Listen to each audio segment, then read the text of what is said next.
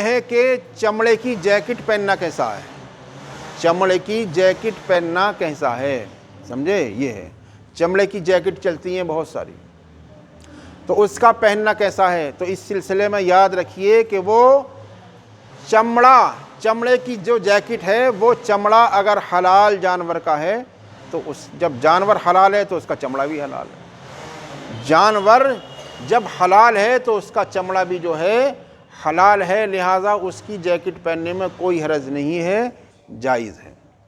اور اگر وہ چمڑا سور کا ہے، خنزیر کا ہے تو وہ جائز نہیں ہے، اس لیے کہ سور جو ہے حرام ہے، وہ نجس ہے، نجس عین نجاست ہے، سمجھے آپ؟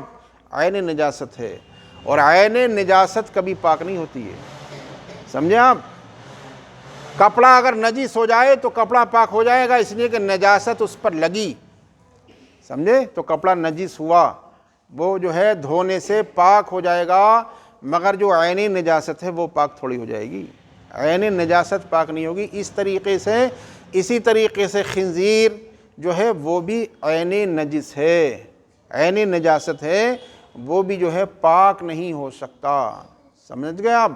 تو اسی طریقے سے اس کا جو چمڑا ہے وہ بھی ناپاک ہے، چمڑا بھی جو ہے حرام ہے، اس کا استعمال کرنا حرام ہے، لہٰذا خنزیر کے اگر مطلب یہ ہے کہ چمڑے کی جیکٹ ہے تو اس کا پہننا جائز نہیں ہے بلکہ ناجائز اور حرام ہے۔